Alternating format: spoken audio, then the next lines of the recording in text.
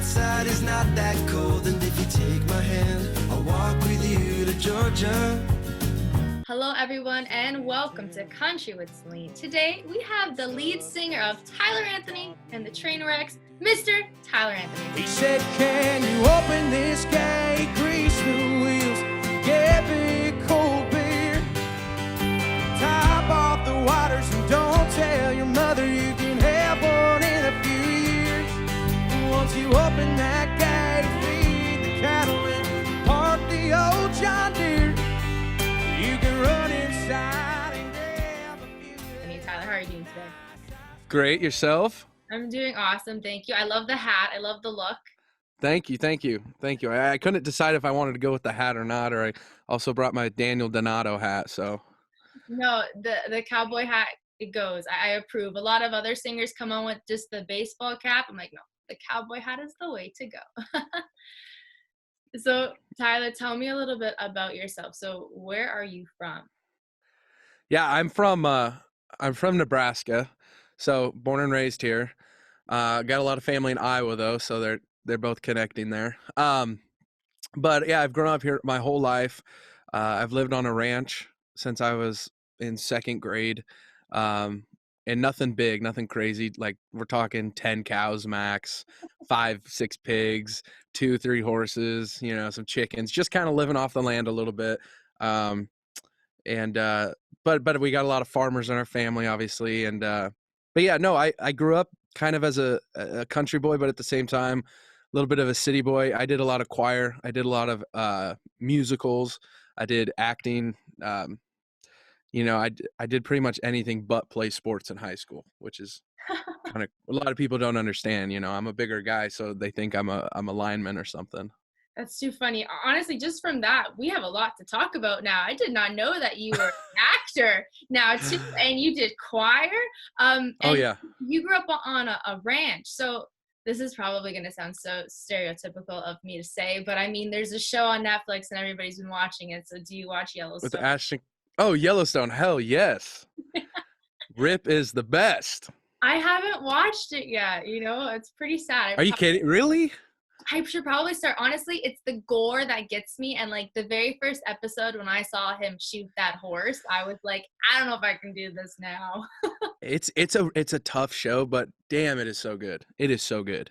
I've heard only the best things from that show. I mean, it will happen when it happens. And that's a little different than where I'm from, but I mean, that's Montana country. That's Texas and Montana. Yeah. But now let's kind of shift gears a little bit and talk more music wise. So I was reading that you quit college to pursue a country music career. Now, was country music something that you always wanted to do and you kept it more on the back burner and you never decided to actually do it? Or was it something that you had like a life-changing experience? You're like, you know what? I want to do this now. Like, this is what I want to do. I think country music has always been in my blood. It's always been kind of who I am. It's my voice really fits it. Yeah. I love the Outlaws, the Johnny Cash's, Willie Whalen, Christopherson. I just love them. The songwriting, everything's beautiful. So I've always loved that aspect of it. But I grew up on Boston Eagles, CCR. So I had a little bit of that Southern, Leonard Skinner. I had some of that Southern country rock. But I had a lot of rock and roll. I actually right out of high school so right out of high school, I went to Wyoming for a year for school, and I in my dorm, I had a computer and I had a piano, so I actually made beats, and I loved we'd just make beats and we'd sit there and we'd have a beer and we'd rap and we'd we'd just rhyme off the top of everything and just have a good time. It's what we did. And so I started pursuing a lot of that type of music and a lot of like melodic, like Post Malone type songs, because I loved that as well. I'm a big fan of Post Malone, still am. And then I moved back from Wyoming to Nebraska, went to school for a semester, and that's when I picked up with this classic rock band full of they're all probably 45s to 55-year-old guys called the Ancient Greek Gods. And so we'd sing Skynyrd, we'd sing Zeppelin, we'd sing the Eagles. We sang a whole bunch of classic rock stuff, Ted Nugent. And I sang with them for a while, and that's kind of what brought me from making these hip hop beats and playing around to really going, hey, I think like I do love music so much, and I love this classic rock, but there's something about me and my guitar, and there's something about the songs that I write have that feel of just this truth that you can't really convey um unless you're singing a little bit of classic country, I think, and that might be a little, some people probably don't believe that, like hip hop has real, uh Ah, but yeah, there's something about the guitar and just a voice. hmm country music is three chords and the truth. It's so, Amen. Yeah. and storytelling on storytelling with country music. Yeah. I mean, I'm kind of on the same mindset with you when it comes to like the hip hop side of things. I mean, people beg to differ and they'll stick with hip hop and say, no, there's meaning behind this or that or this and that's like nothing compared to country. Like you just can't compare it. But I feel like everybody who wants to start a music career has that little period of their life where they test the rap side, because I mean, it's so fun Yeah. to rhyme Yeah. stuff and just drop a beat and just like go ham. Like probably nobody knows this though, but I even have tested that field, and I mean, like, it's such a good outlet too. Like when you It want, is. It's fun. yeah, exactly. Especially when you want to talk smack about someone, it's like no one needs to Uh-huh. know I'm writing this, but I'm writing this and it's really good. Well, in high school, that's kind of how it started. Is we would make jokes. We would make like funny rap songs, Yeah. stupid ones, and that's kind of. And once again, I was a theater kid. I was a choir kid. And so like having just wanting to listen to a lot of like Bruno Mars and Post Malone, and I don't even know what else I listened to back in high school. I still listen to a lot of rock and roll and country, but it's like those are the type of genres that really fit with these theater kids, and making friends with these people, and just as a whole, if you're hanging out together, that's what you're doing, listen. So maybe that those people reflected my music taste for a few years. Well, that's how you connect to people too. Like when, especially if you kind of all Yeah. like the same thing. Like even if it was sports, like you were into, or like you said, like the theater, like the arts, type of thing. But what did you go to college for? Like when after you left high school, what did you take? Yeah, I was business, of course, because I didn't know what I wanted to do. I was business, but the reason I went to Wyoming was because I had I mean, a really good scholarship, a very good, paying my way to go to school there, um, for music, and then music as a side is kind of um, like a dance choir. It wasn't really a show choir; it was kind of a show choir, but it was a little different than that. More of a more of, I don't know, like we held microphones, and we don't do that back where I'm from, at least. So maybe that's the difference there. It was a great time, and I'm blessed to be able to go there, and it's kind of like a year free of my life that I just got to hang out and do some work. It's always such an amazing feeling and such an amazing accomplishment when you realize that you're given a scholarship. Like it's pretty crazy, especially for people who play sports too. Like up in Canada, a lot of people end up getting a scholarship to go play like division 1, 2, 3, whatever it is, like down in the States off of a scholarship. And it's just like, holy crap, like I worked my butt off and I landed this. So I mean, regardless of pursuing it for the whole entire time you're there, you still got it. So it's still Yeah. an amazing feeling. And with you going there, you kind of realized your passion for what you actually wanted to do. So you went back to your roots, and now you're where you are today, right? Yeah. Yeah, seeing all those, the real cowboys in Wyoming. I like to say I'm a little bit of a cowboy, but Wyoming, oh man, there are some just hard ass guys there, and women. Um, so yeah, yeah, they are true there. I think I got to make a trip there now. I think I You do. should, you should. I think it's worth it just to go to one of these places, Wyoming, Montana, even hit up rural Western Nebraska. Uh, it's just, you learn so much. You learn so much. There's so much to learn outside of your bubble, especially when Yeah, you're from, like, if you're just a plain old city boy, city girl, like there's so much other than that. Or even if you're just like a small town, like country boy, like there's so much out there that you have yeah, to experience, especially in your 20s. Like yeah. it's so true, because you're never going to get that time back ever. I agree. But so country music, you found your passion again, and you're Yeah. pursuing it. So you played at the Country Music Hall of Fame for Breast Cancer Away, and the headliner, okay, Dolly Parton. Yes. Okay, so tell me, how was that? It was an amazing experience. It was one of the coolest ever. My whole family came down to Nashville, and my girlfriend at that time, now she's my fiance, I asked her the day I played actually at the Country Music Hall of Fame. So luckily she said yes, or else that would have been a shitty show. No, the show was amazing. I got to work with so many good artists, and just to name like Kent Wells for example. I mean, an amazing musician. He's played in numerous records that you have heard from Nashville. He plays with Dolly Parton right now as well, and he's also part of her producer. I mean, this band that they had that learned my song, a kid from Nebraska, they learned his song and played it and backed him in this beautiful stage and auditorium in Nashville. I mean, it was unreal. It was crazy. Yeah, I don't have words to say how cool it was. I think like the best thing to say is just how I keep going back to, it's like I'm a kid from Nebraska, like it was, and Dolly Parton, Dennis Quaid, Low Cash. We have Alex Smith, CJ Solar, Aaron Kinsey. I mean, so many people. Gabby Mooney. So many people. So many people. They were great. It's amazing when your dreams start to come true, like what you aspired to be for so long. Unreal. It's starting to happen in front of your eyes. It's just such a surreal feeling that there is no words to describe it other than just, I'm so grateful this is happening right now. Exactly. Right on the head. Yep. And you proposed to your girlfriend the same day. How did you do it? I want to know. Yeah, I hired a photographer to act like kind of like a fake, or I hired a photographer to and act like she's taking free photos. Like, hey, you guys look really good today. can I take some free photos to help boost my business, and I'll give you the photos. And so I lined her up to do that.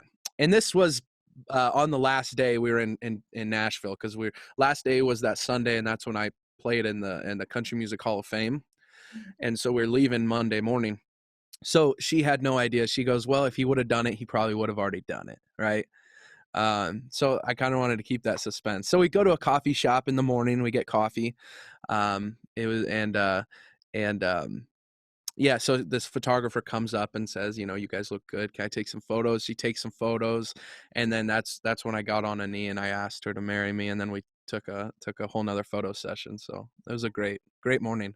Yeah, of course. That's so cute. Yeah, no, if she said no, that would have been a really shitty day. Yeah, good. Luckily, I was pretty positive she would say yes. Of course. How long have you two been together for? It'd be about a year and a half, about. It's okay. When you connect with somebody, it doesn't even matter whether you're with them for a year, 3 years. When you know, right? Yeah. Yep. And now talking about music. Okay, so you don't have anything yet on the major streaming platforms, but you do have songs on SoundCloud right now. So just share when you're going to be releasing a record that's going to be coming out, new music. What's going on with all of that? Yeah, I don't have a date on the record. I know that's probably not what you wanted to hear. I don't have a date yet, There's a lot of, first off, I want to talk about part of my reasoning behind not releasing any of this music on these major places. I will, and I'm going to, once I record this record, I'll put it out on all major platforms, obviously. But I think was it Sturgill Simpson? Well, I don't know who said it. Someone said something about being something along, I can't even remember what it was. Something along the lines of like being an outlaw. The most outlaw thing he could do was to put his music to an anime. That's what it was. And that's what Sturgill did, which I thought was crazy, The most outlaw thing was he got all these cowboys to watch an anime, It was kind of funny. But my reasoning behind that is more so every kid who's doing what I'm doing, and there's thousands and thousands, millions, whole bunch in Nashville. There's probably 1 million in Nashville, and there's a whole bunch where I am who can put out music and can just do that, can just throw the shit out without having to put too much, not saying they're not putting effort in, but without having to go on the road and go play shows and go develop that fan base like they did back in the day. I think it's more outlaw to hold that music in, give it to your audience that sees you live, and then come back and release that music on these major platforms. I think there's a little bit more of a work ethic involved in doing it this way. And I'm not shitting on anyone, on any people, no. But I think there needs to be some sort of difference between if you want to make it in this career, you have to have something different between you and the million other guys doing it, girls, guys. No. So that's part of the reasoning behind waiting out on this, on letting my music out there on iTunes and Apple, you know, or Spotify. And but no, my record's coming. It's coming. It's in the works right now. I'm working with an engineer. We haven't even started with any of the songs yet, but we are in the works with the engineer, revising a couple of the songs. We got the demos recorded, so kind of getting the band to learn the demos and go through the songs. And I can't give you a date, but I could say I'd like within for at least the first 5 months of the first of the year, you know. So I'm hoping to market it and get it out there.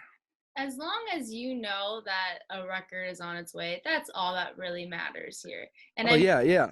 It's so smart how, like, essentially you are marketing yourself too by like going around to places and playing music, but not having it released out there yet, because it makes people want to keep following along with you and keep like, oh, when's he going to release this? When's he going to release this? And then they just keep getting more intrigued with you, and they start to like your personality too. And you just gain a really good fan base, rather than, I see what you mean with the difference with the just like releasing it right away, or kind of holding on to it, right? And plus you want to kind of perfect it too for like, I do, yeah. So they really enjoy it, and you gave it everything you got into this record. So I appreciate you like waiting and taking your time. I think that's a really courageous even thing to do at the same time. But next year, that's gonna be fun. You know, next couple months, like into 2022, if it gets out there. Yeah. There's a lot coming. I was hoping to get the music out when I played the show in Nashville, because I thought that would have been a great time for people to look up my name and hear it. But I didn't get to that. So that was postponed. The record has been postponed. But we'll get it out there. And another thing too is with guys who are doing it like I do. I mean, if you go full in, you know, this is my sole job, and this includes, you know, emailing constantly with people throughout the day. You have constantly writing, you're constantly booking shows, you're constantly got to get your hotels booked, you got to get your merchandise out there, keep the website updated. Social media is in itself, I mean, you know, because you're running a business here. And a lot of people, I think, need to look at them as that small business and think about that plan. How are you going to market it? How are you going to, what's your goal? How do you get there? Smart. So being able to play originals that people really like, that you know they like, at live concerts, you're also upping now your ticket sales, or your the amount of people at these shows.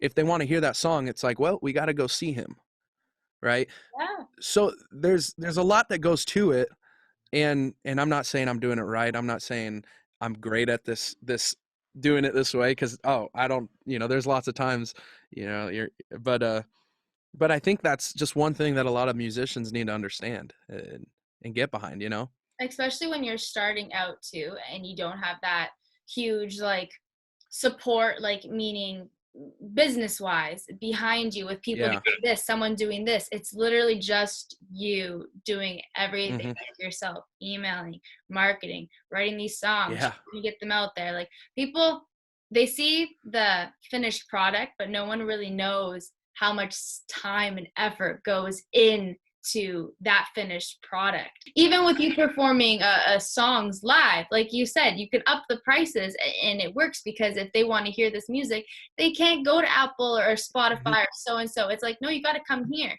Even with me, I started doing Country with Celine live shows. So it's like, yeah, you can go on my podcast and see it, but you're never going to actually get to see me and you in person if you don't come on out to the show and you hear us. Yeah, and the live aspect is what people want. People love that.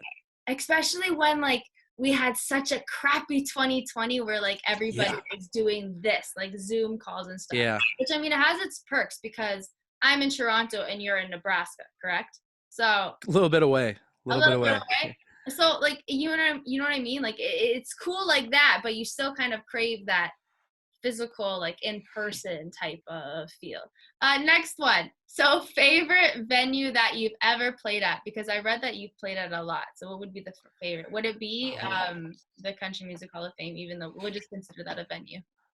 Yeah. I mean, that was an awesome venue, but I think in terms of venue, I mean, that's great. It's big and it was beautiful. Great destination, great, all these amazing people there. But I think I have to go back to kind of my roots and say there's two really good venues in Nebraska that I like playing that are close to home. One's called Country Drive, and it's actually a golf course, but it has a huge outdoor patio, outdoor bar, and this huge white tent, and it has a stage in there, and they get a lot of good acts come through there. That's one of my favorite because I played a show there on a Wednesday night even, or a Saturday, but and then we go to the country club, and I've been in there since till 2 a.m. just singing, swapping stories with people. It's an amazing experience, and I think that, and the people who own it are just so nice and so just great humans, so that plays a big role into your experience with the venue, right? The second one is Buck's Bar and Grill, and that's in Venice, Nebraska, and there's a lot of Texas guys who come in there, a lot of independent artists who come in there. I mean, so I don't know if you've heard Cody Jinks used to play there, which is badass. But they got a lot of good people, like Charles Godwin even came in, and Goodwin, I believe is what his name was. And he just toured with Zach Bryan, I think. So there's a lot of good artists that they get in, and there's so many more, to name a few. And Tanner Usray, I'm wearing his shirt. He's coming, and I'm actually opening up for him this Saturday. But those two venues are probably two of my favorite, and they're so close to home. So maybe that plays a part, just being close. Yeah, I was just gonna say probably because it's more of a meaningful type of venue too, because essentially it is your home. Like that is your home, rather than playing in like California or Florida. It's your home, and I mean that would obviously be even my favorite venue to play, especially when you have your family to come out to support you, even your friends. That's nice to hear. And now with 2022 right around the corner, let's kind of talk about a New Year's resolution, because I mean it's almost here. So we need to talk about it. What is yours? Come on, you gotta think of something now. Yeah, you're putting me on the spot now. Man, 2022, my New Year's resolution. It's December. We need to figure this out, Tyler. I mean, of course, everybody wants to work out, eat better, but we'll put that one on the side. Okay. Man, I think, I don't know. I mean, I have a lot of goals. I don't know if they're New Year's resolutions. I have goals that align with kind of myself and the business aspect of what I want to do with Tyler Anthony and how to get that out there. But even past that, I think I want to continue to work on myself. I think, work on humility, kind of, maybe, and work on self-development, being able to, I don't know. I think like kind of look within and figure out, because I'm still young. I'm 22. And I got a lot ahead of me. And so bettering my, just things like that, things like reading, maybe get better at that. Some good books and practicing humility better. That should be everybody's New Year's resolution, always to better yourself. I mean, probably, yeah. We're not all perfect. There's so much that we can do to better ourselves and to develop ourselves in like different ways, to be nicer, to be kinder, to kind of love ourselves more, and so on and so forth. So I agree with that New Year's resolution. I totally agree with that. And I think I'm going to keep some of that and put it into mine too. There you go. I would have just been working out, you know, but you went dive deep in that one. Well, we ought to go. It's a deep question. You ought to go deep with it, and you know, look at who you are. And if you really want to make a change, then do something good instead of just saying the blanket statement of, oh, I should go on walks more, you know. Yeah, right. Which you should. I mean, we all should, right? But I mean, going on walks is really good for yourself, and even going on runs and jogs. They really clear the mind. it is good for the mental health. It is. Yes, it's so good. And working out is so good. Dopamine, yeah, get it out. Get it out. Okay, before I let you go, Tyler, we're gonna play a little game I like to call Country with Celine Rapid Fire. So I'm gonna throw you out a couple questions, answer them, and then yes, sound good? Okay. Yep. So if Is this just like what comes to my mind? Is it one of those things? It's like this or that. We'll do this or that. Okay. All right. Okay. All right. So if you go on vacation, are you the type of guy that likes to explore, or you kind of just want to relax? Relax. Whiskey or beer? Beer. Calling or texting? Calling, I think. Pineapple on pizza or off pizza? I don't care. Oh, you don't care? I don't care. You really don't care? My fiance, I think she likes it on pizza. Although she's gonna get mad at me if I say that and she doesn't. What? But no. But I don't know. Let's put it on the pizza. Why not? Get our fruit in. Okay. I'm just Italian. I'm just gonna pretend I didn't hear that one. And the last one, toilet paper over or under? Because this is a debate that goes on forever. So we need to settle this now. So what do you do? Like, you know, when you put the toilet paper on the rack, does it hang? Say that one more time. So toilet paper over or under? So you know when you put it on like the little rack, do you have it hang over, or is it in the back near the wall? It's got to hang over. Right? I know. It's got to hang over. How else do you grab it? You get poop on the wall if you do, you know? Okay, I would hope not. I would hope not. Oh my gosh. Okay. Let's get sponsored by Dude Wipes, all right? Oh my god. Or Poopery. You know Poopery? Or Poopery, yeah, I'll take it, sure. Poopery, oh god. Oh wow, we're getting totally off topic with this one, talking about good old times in the washroom. Okay. Anyways, thank you, Tyler Anthony, for joining me today on This was honestly so much fun, and I can't wait to hear the record when it finally comes out. And for now, you guys can listen to his songs on SoundCloud. They're up there. And yeah, so thank you again, Tyler. And YouTube, I believe. YouTube. Can't forget YouTube. There you go. Sure. Put a video to the song, right? All the time. You have to. It's so nice to actually watch something too, rather than just listen to something. Yeah. Yeah. No, it's been a pleasure, Celine. Thank you for having me and for allowing me to come on. And if you're ever in Nebraska, you hit us up. You got a lot of friends here already, so. Love that. Honestly, I'm going to be making my rounds right when I'm allowed. There you go. But yes. Well, thank you again, Tyler. Topped out the waters and I didn't tell my mother. Little did she know what I was drinking here. Opened that gate, fed the cattle and parked the old John Deere. And I ran inside and grabbed a few of them nice ice cold beers. I said I ran inside and grabbed a few of them nice ice cold